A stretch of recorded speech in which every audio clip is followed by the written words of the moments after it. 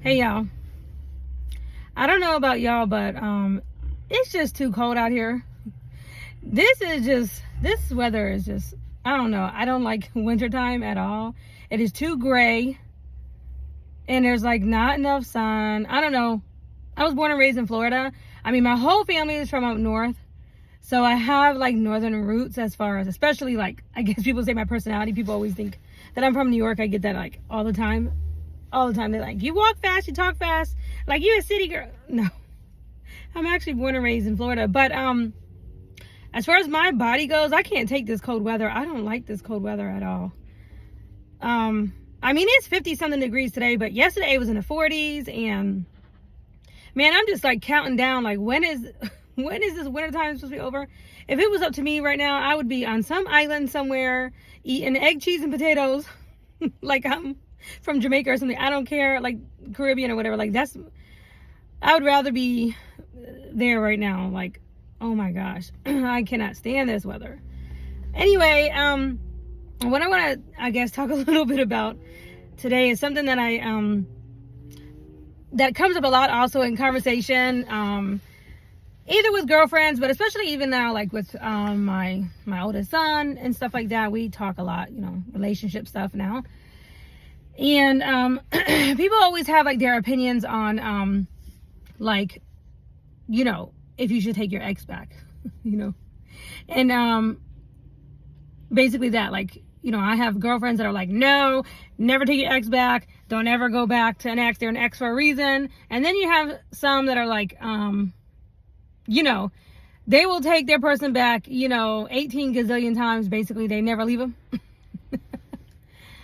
And me, I've always been, I don't know, I didn't have a whole lot of experience because, my husband, my first husband passed away, but I was with him for so long, and, I didn't, then I had, I didn't really have any major experience to go on, right? But now, with a little bit of experience under my belt, I would say that I, can honestly see why, a lot of people are like, don't go back to your ex, because they're an ex for a reason.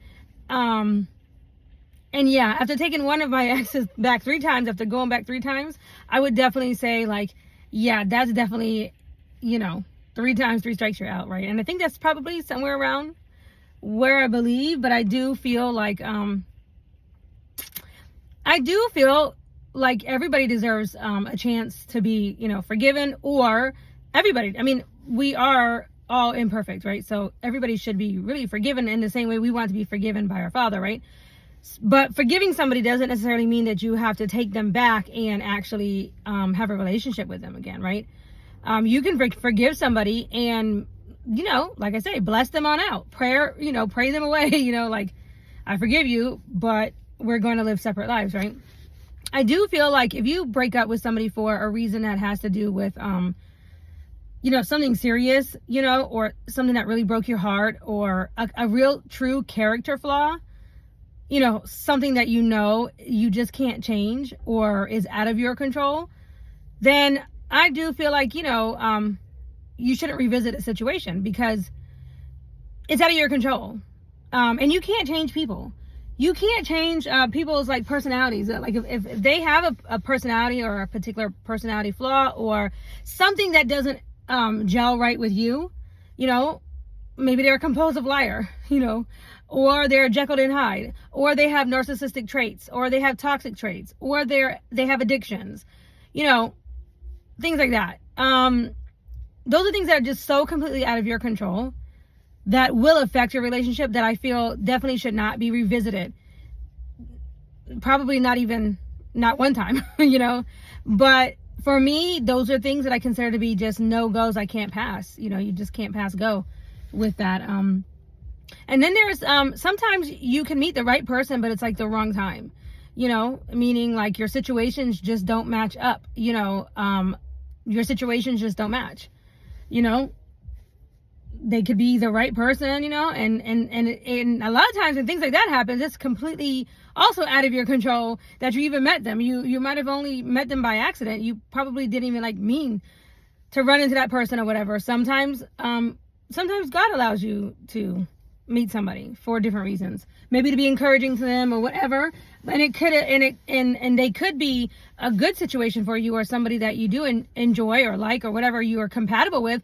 But the situation, you know, it just doesn't match up. You know, your situations don't match up. Meaning, you know, like, you know, one person may live in one state, another person lives in another state, or something like that. You know, just situations that are just not quite, you know, matching up where you can actually have a relationship with that person. And, you know, that, you know, that's kind of something that's like, you know, that's not really something that you break up. Like, you know, you might not even consider yourself really with that person or whatever, but maybe you have found yourself kind of just around that person all the time, but your situations don't match up. And next thing you know, you're not able to even, see that person again or whatever. Like, what if somebody is, you know, in the military or something like that, you know, and they're on a base that's near you or whatever, and you kind of start to enjoy each other's company, and next you know, they get deployed somewhere else. Well, you really kind of like didn't break up with them, but you're no longer even around them, and it's kind of like one of those situations, right? And life just has to move on, and life just has to go on, because that's the right thing, or that's what has to happen, right?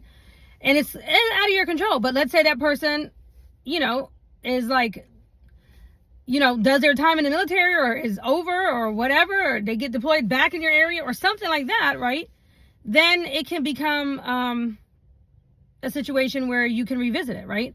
Because you didn't really break up. You know, it's just your situation just didn't match to allow you to actually pursue it, right?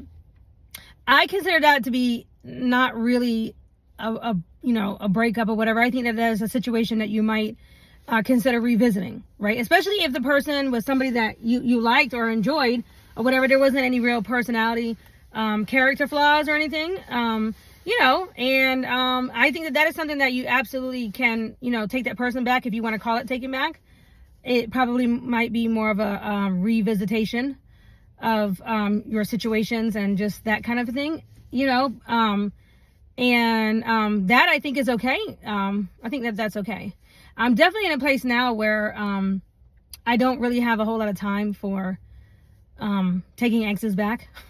You know, when you already know what they're about, and you already know what's happening, you already know how things are going to go down. You know, there's nothing left to discover in the relationship. There's nothing left to discover. Not to say that people can't change, or people can't, you know, change their situation, or, you know, their personality, or fix things about themselves or whatever, because you certainly hope that people do grow and learn from mistakes and things like that, and they do change. But sometimes you may be the catalyst for that person to help them to change something. And now that they've made those particular changes or whatever, they may really be able to find somebody and that they really gel with, you know, that works out really well for them, you know. And so that may actually turn out to be a blessing for them, right? And that's just part of life. I think that that's part of life. I mean, nobody really wants to, you know, start a relationship with somebody who they can't actually pursue and stay with, you know, long term. Nobody wants that to be the case, but life just be lifing, and that's just what happens sometimes, right? So yeah, I would say for me, mostly, I would not, you know, I'm really not in the business of taking a bunch of exes back, you know, like, definitely, you know, I've learned my lesson with that, and I do feel like, you know, that could be a lot of time wasted there, right? Situations and things like that, you know, yes, could revisit that. And I only have one person who had a situation that didn't match mine, and, you know, we had to separate because of situation and things like that. And that's the only one person that I would allow to even come back if he came correct, and if his situation was corrected, you know, and, you know, he and I both know what that was about, you know, and he's the only person that I would even allow at this point. But it was like, I tell my son and I tell my friends, you know, like, life is just too short to be making the same mistake over and over and over and over and over and over again, right? And also because I have experienced a long-term relationship with my first husband, who was my soulmate, and anybody that knew us knew that we were soulmates, right? So when you have experienced that type of a high level love before, it is really hard to settle for less. It is really hard. And I tried. I did try, you know. And the thing about that, I noticed that when you are dealing with a true soulmate, a couple of things that I have experienced and that other people have experienced and have told me that they also experienced with their soulmate. One of them is a real soulmate will soothe your soul. Your soul will feel soothed. You will feel calm with your true soulmate around. They have a way about them and their effect on you which is very calming to your soul. It's almost like puzzle pieces, right? And when a puzzle piece fits, it just fits perfectly. And then you feel more complete, you feel more whole when that other person is around. You just feel like your other half who was missing is no longer missing, right? My mom once described it to me that soulmates can look into each other's eyes and you can look into each other's soul. Like you can see their soul in their eyes. Like you can just see them. You can just literally see them. It's like you're naked in front of each other, you know, not actually, but you know, it's like you can just see through to the real them, right? That's what a real soulmate, a person who is actually meant to be with you and do life with you, right? People are all over the place. You just kind of know it.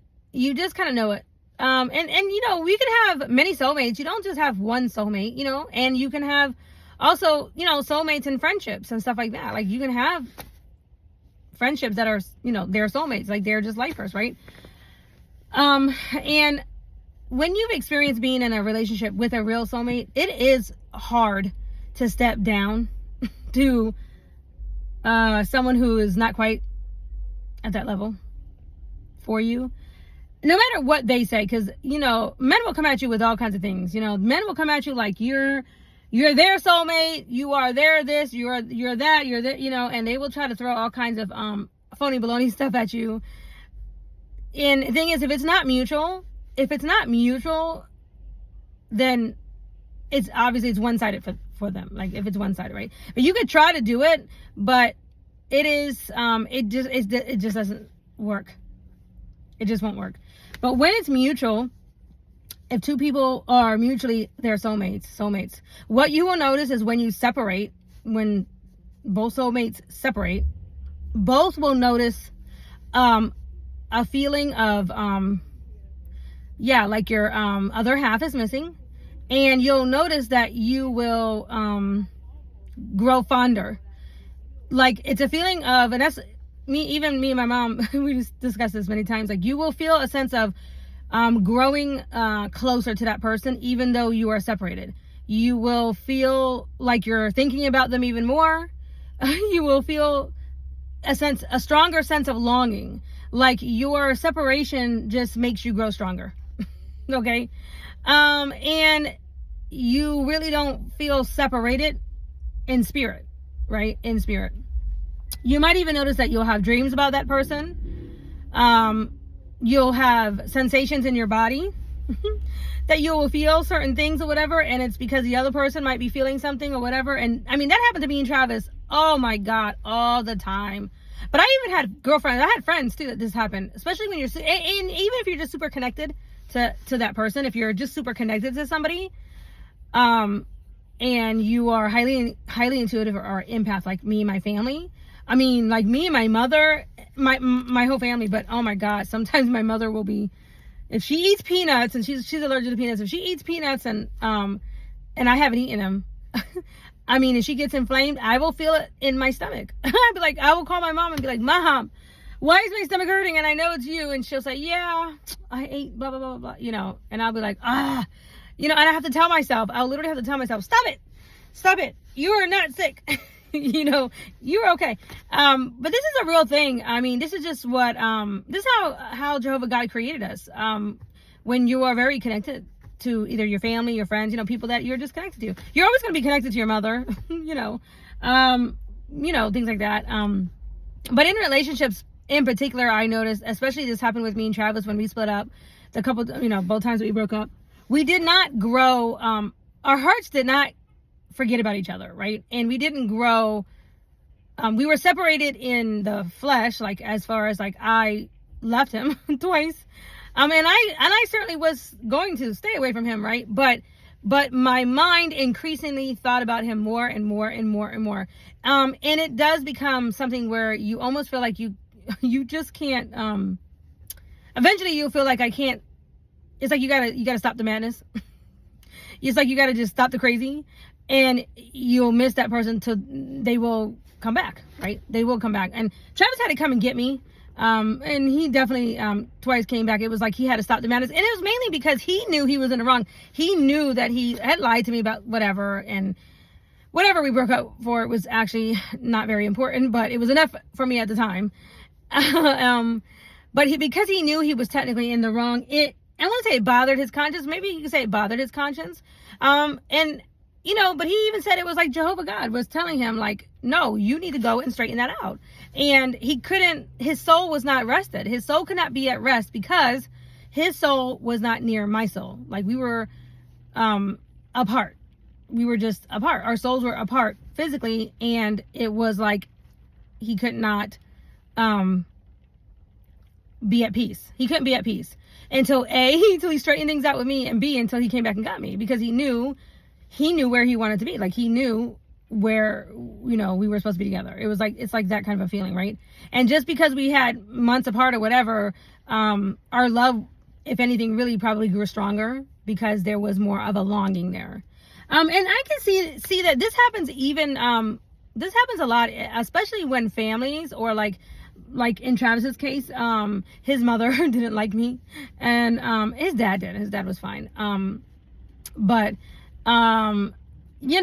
there were some little external forces of people or whatever, and all it did was make us stronger. Sometimes people don't understand that when they throw energy into a situation, or they throw their little 2 cents in, or they try to, separate people or whatever, like his mom tried to do or whatever, sometimes they don't realize that they're just throwing extra energy, which is getting fueled into more love. and it starts turning into a stronger bond, a deeper bond, because there's more energy being put into the love and into the situation. I mean, it literally happens. It really does. It really happens. And it's just a part of life when two souls are actually soulmates, especially when they're actually real soulmates. And the thing about that is when the two people are together, there will be just a natural energetic field that the two come together. It's called chemistry, right? And the chemistry will be one of calm and peace. You will feel peace. You will feel a calm. You will feel a sensation of everything like in your stomach is settled. You will feel like it feels like a relief, right? I know I felt that way with Travis for sure. Every single time we came together at night, like in the evening when we got done with work or whatever, it was always like, okay, your soul is rested again because you're with that person. And my parents felt that way for sure. They felt that way. That's why it's very hard when you do lose someone in death and they were your soulmate. I mean, it takes a long time to really get over that. Because I've seen some people who lost somebody or their partner or their mate, husband or wife or whatever in death, and they didn't like each other. I literally know at least 2 people, and their husbands died, and they did not take very long. And they did not experience what I experienced. They did not go through what I went through. In fact, one of them felt liberated. She literally felt liberated, like she could live life again when her husband died. And, that happens just because that's the energy that he brought. They were not real soulmates, but they stayed together because they had kids together, things like that. Anyway, she was a good friend of mine from Florida. So we both had lost our husbands. And so, but our experience of the grieving process was very, very different. It was very different. And so, I could see where it could be different depending on who you're actually lost and who you're actually in a relationship with, right? But anyway, so like the advice that I think I would give my son now, and I think that, and what I am, the advice that I had, at least the advice that I'm taking for myself, and what I feel like I've learned now that I've gone through a couple relationships, simply is that I'm not settling for anybody who's not my soulmate. I'm not doing that again because it just doesn't, it doesn't work out. I feel like if Travis was not my soulmate, he was my, my first real long-term relationship, if he wasn't a soulmate, I could feel differently about the next one. If the next one was my soulmate, then I would feel like it was an upgrade, right? But because Travis was like a soulmate, and he, was like the first, my first real, I was with him for 17 years, from the time I was 17. Okay. And, we were actual soulmates, right? So because of that, it's like, it is hard to, try to mix with somebody who you don't have that type of connection with, right? It really is. So, for me personally, I'm just not doing it. I'm done with trying to force connections or whatever that are just not, real or not meant to be, or, that they're not equal, that it's really not. And the thing is that I never really, I think I've actually always been honest with people. I feel like I've always been the honest one. It's just that men sometimes just want what they want, and they can latch on like a bulldog, and they don't want to let go because they think that you are their soulmate or their twin flame or their whatever. And I don't care what you call it, because if I don't care what you want to label me or us or whatever, if I don't feel peace, if I'm not feeling any peace between the two of us, I don't mean external forces and people around us. I'm talking about the two of us. If I'm not feeling at peace, like I can't lay my head down calmly and feel at peace next to you for whatever reason, and I'm not feeling settled or whatever, and on a consistent like a real consistent basis, like that's what the person brings. When you see them, you can feel that way when you look in their eyes, and you can actually feel at calm in your soul. You feel like almost a sense of relief. Like you're not really feeling all those things or whatever. Like for me, because I've already experienced that, and I know when I do feel that, I definitely recognize it right away because I have experienced it before. But I'm not even going to be pretending, and I'm not even going to allow another person to try to throw that label on me if it's truly not there. If it's just not there, then I'm not even going to allow somebody else to believe that about me or like us or our relationship or whatever. I'm going to say, no, I'm sorry. That's not the case for me. So, today I, in my Bible reading, I was listening to, I think it was Samuel, right? It was, I think it was in Samuel. I had hit play, but it was basically when, it was basically when, Jehovah was trying to, when Jehovah said, I'm going to go and pick the next king. And he was talking about King David, right? And he said, go into the house of Jesse with all the sons and pick out to go bring all the brothers out, right? Remember he said, line up all the sons of Jesse, and I will tell you who to anoint. Remember? And, it was in Samuel. And, they did that. Like, he, lined them all up, and they kept saying, remember it was like, I guess he had a bunch of sons, but I remember one of them, it was real tall. And he said, what did he say? He said, no, that's not him. He said, what did Jehovah say? The way man sees is not what I see, right? So he said, don't get tricked by a person's looks. Like, they could be tall and beautiful, handsome or whatever. But that doesn't mean he's a king, right? And Jehovah kept saying, no, next. And then finally, remember David was the youngest, and he was out shepherding the sheep. And when his dad called him in, and Jehovah said, yep, that's him. And he said, anoint him, oil him down, he's the one. And of course, David, the Bible does say David was good looking. Obviously, Jesse had some good looking men or good looking children in his family, you know, his sons were good looking, but, David was ruddy. So he, you know, I guess probably because he was unrefined and he was outside. And so sometimes people can have an unrefined exterior, you know, but Jehovah says, no, he said, anoint him. Right. And Jehovah was able to work with him, right, with King David. I always say I have a love-hate relationship with King David because of who he was in the Bible, because he did love Jehovah so much, and he did praise Jehovah so much, but he did do the most. he did the most, right? But Jehovah loved him, and he still was able to be blessed in his lineage, where Jesus Christ came down through his lineage, right? Anyway, so I, you know, listening to that today, and meditating some on that, you know, it's like, yeah, sometimes you can meet people who are, you know, maybe by your standards or other people's standards, maybe unrefined, you know, but it doesn't mean that they're not anointed for you, right? And I say that because, again, a lot of people will say things to me, a lot of friends and people will say things like, oh, you know, I want you to meet so-and-so. I want you to meet a friend of mine. I want you to meet him or whatever. He is like beautiful, or he's this, he has money, or he has, and they'll go through the accolades of, you know, and, you know, you look like you should belong to him or whatever. And I laugh because, you know, I think to myself, like, I'm not sure if that's who God is anointing for me. And I also know that sometimes God will put you with somebody, or will put somebody in your path or whatever. But he said, don't look at the exterior, right?